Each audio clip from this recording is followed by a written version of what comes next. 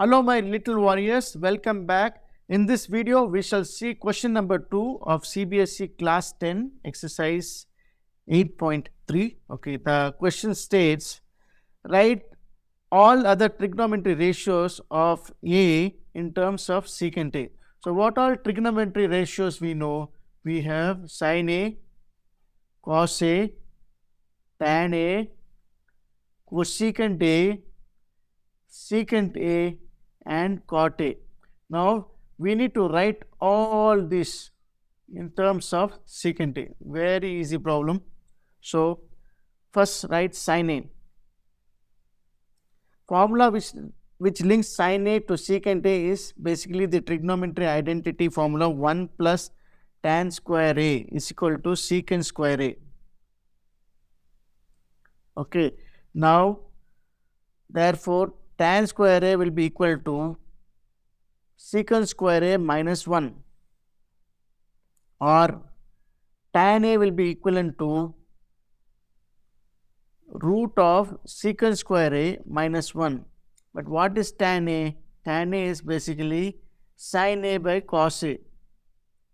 Therefore, sin A by cos A is equal to secant square A minus 1, or sin A will be equal to cos A into this is root of secant square A minus 1. Cos A is 1 by secant A. Therefore, this implies sin A could be written as root of secant square A minus 1 divided by secant A. I hope you got the working of this particular problem.